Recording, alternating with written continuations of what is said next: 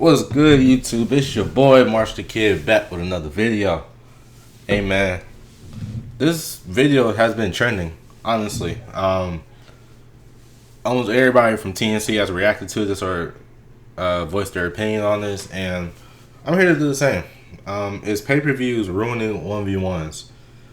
I'm gonna watch the video and dissect it, but then I'm gonna give my summary at the end so that we can just get straight into it, man. The world runs on individuals pursuing their separate interests. We made $100,000 to one-on-one pay-per-view, and people paid. A nigga like me, man, I'm on the game. I love hustle. If you have the money to pay me for my apprenticeship that I want, the money that I want, we can do it. And you know, crazy. Why don't you get a job? If you're so hungry, why don't you get a job? They're just playing one-on-one, but not, like, if I'm gonna play one-on-one, you gotta pay me before I even get on that court. TNC League has officially been launched and you can sign up right now. The join button on Ball is Life or Off the Dribble channel. Purchase the pay-per-view membership option and you're set. Paying for YouTube basketball? Say it ain't so, cuz. I never paid to watch Chris Move, or Dre Baldwin, or even Flight Reacts. But now, if I want to see Zay vs. Rob, I gotta... That boy with the duck dribble. What started off as free content is now, just like everything else, slowly getting more and more. What happened to the game I love? While I'm sure this is great for creators, I feel like the viewers are being left behind. This begs the question, is money ruining YouTube basketball, or am I just a broke boy?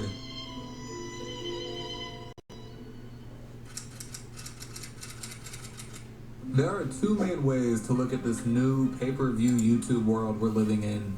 On one hand, I admit it's only 20 bucks. That's a Chipotle bowl and a drink. I'll blow that on lunch with no hesitation. But now, along the line at paying to support the same YouTubers I've been watching for years, that does make me look like a cheap bum. And to be fair, YouTube basketball has evolved. It's not like these matchups are shot on the phone, propped up on a trash can. I used to watch his videos all the time. Camera crews, commentators, editors, it's a whole production. And that's before you even get to the players. Nas and Rob aren't just out here hooping for fun. They've built their names, they've built this whole space, and now they're cashing in. So if people are actually paying, who am I to say they don't deserve it? Maybe I'm the problem. But here's the thing, this is still YouTube. This is where I come to watch free content at 2 a.m. when I can't sleep. I've never paid to watch a YouTube video in my life, and especially not to watch two former D3 guys run a one-on-one. How the hell is a Ball is Life membership more expensive than NBA League Pass? What made this space feel special in the first place was that it felt relatable. I saw guys like Moon and Nesco and thought, man, this dude's just like one of my friends. It was grassroots, it was gritty, and most importantly, it was free. But now they're trying to market the next chapter as the UFC of hoops? Stop the cap. This is not the octagon. No one's breaking ribs or cutting weight for these matchups. Any hooper could hoop back-to-back days with no problem. But instead, we're watching them train for 3 months just to build up the hype for a $20 pay-per-view. And hey, I have to give credit where it's due. It's a smart business model. You let the new guys play for free on YouTube while holding the top names back.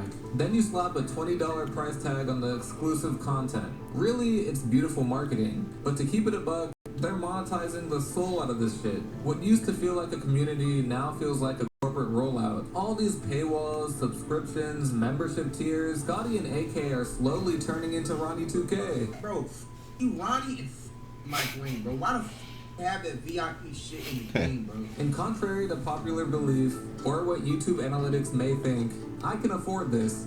But that's not the point. I don't want to feed into this shift. And don't forget, all this pay-per-view one-on-one stuff stems from Devin Williams. So I want some of the blame, or credit, depending on who you ask, to go to him. Right, so Mayweather and Mayweather, Pacquiao, Mayweather, De La Hoya, they had like a show called 24/7. I love the build-up that they had. So when Frigga and I played, I took this same model and just built it up until we played. The bottom line is, I don't really like where YouTube basketball is headed. I don't really care if it's only $20.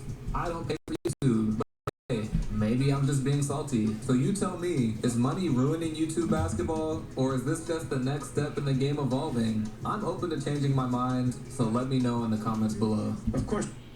Alright, man. So I guess a quick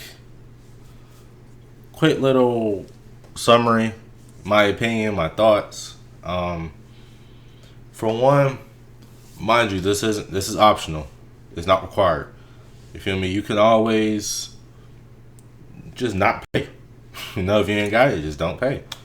There's no offense to people who don't have it, you know what I'm saying? But, you know, things just happen in life. You might not have that $20 just to spend. That's okay. There's still lots of free content out there. From the business side, I do see TNC's point.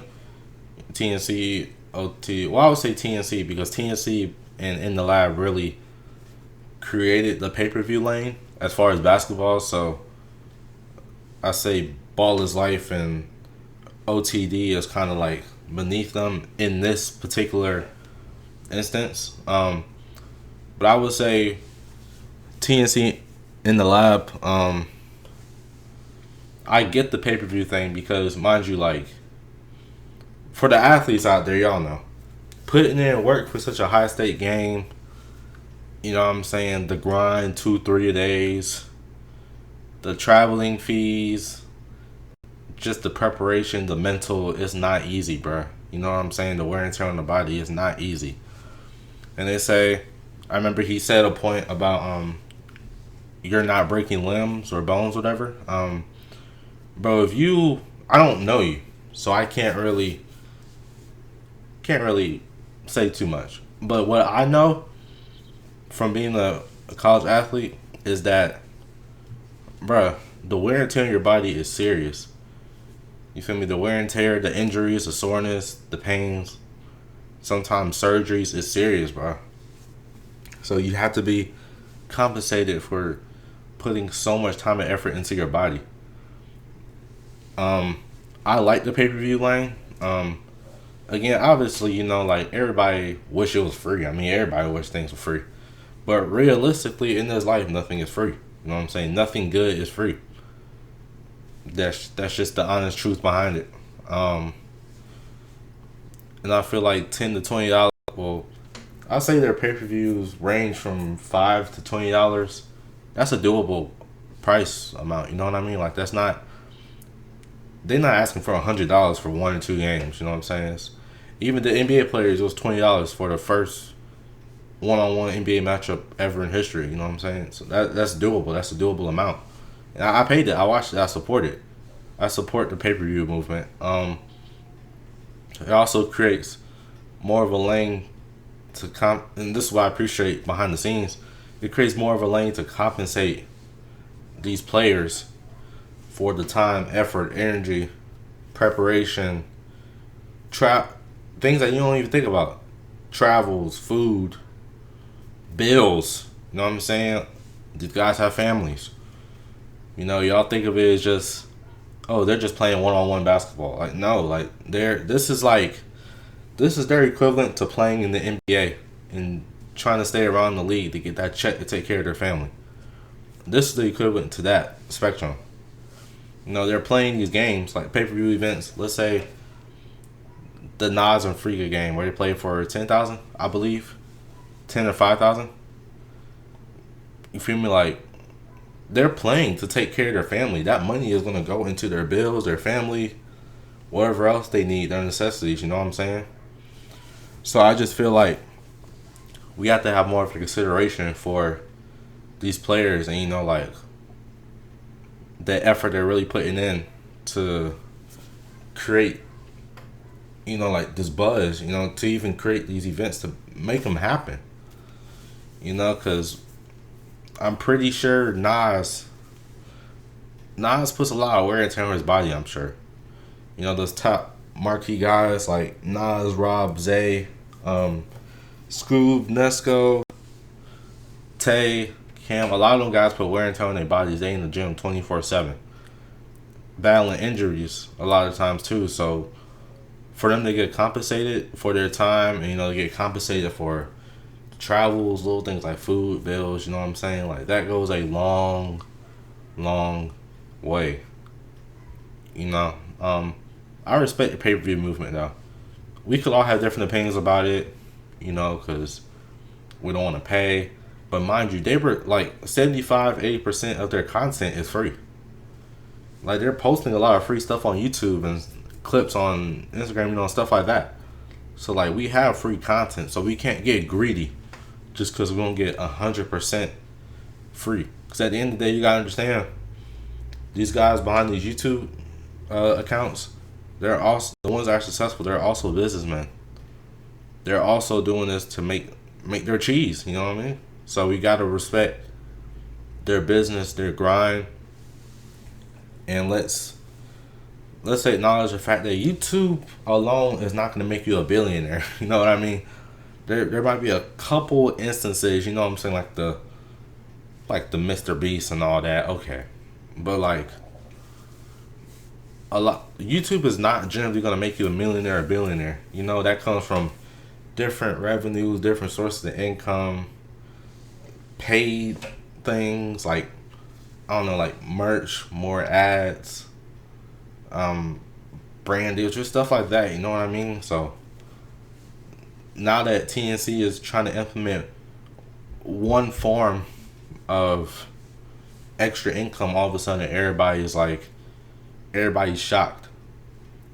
But I appreciate the pay-per-views, you know what I mean? I would say, I would say that OTD and Ball's Life kind of mimicked their movement, because, you know, in the lab and TNC, they always have the more original ideas, and then Baller's Life and OTD always kind of, I don't want to say they're copycats because it sounds bad, but like they kind of mimic exactly what they're doing. So like little things like the commentators. Who else had commentators before in the lab and TNC? Going to 30. Who else is going to 30 and 1-on-1s, 2s and 3s before TNC?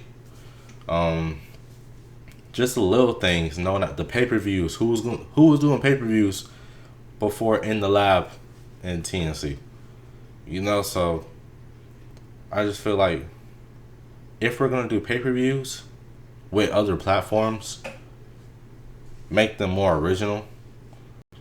But at the end of the day, I like the pay-per-view route, you know. Compensates the players for the hard work and time that they put in.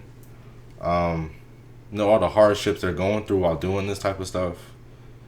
Helps the brand grow, because at the end of the day, these guys are putting the money back into the brand and business. They're not just taking the pay-per-view money and walking around 100,000 chain. You know what I mean? They're putting it back into the brand to pay for the behind-the-scenes team, the travel expenses, and all that. You know. So I'm a fan. I'm a supporter. I don't buy every single pay-per-view ticket, but I do support. I will buy here and there. I love the movement. But hey, y'all let me know what y'all think. I really want to know y'all opinion, because a lot of people, I've been seeing so many different opinions. It's time we settle this debate, you know. But yeah, y'all comment below, like the video, and subscribe. You know, it's all free. It all helps me in the algorithm, so why not help support and grow this family? But yeah, man, y'all also let me know what you want me to react to, and we out, man.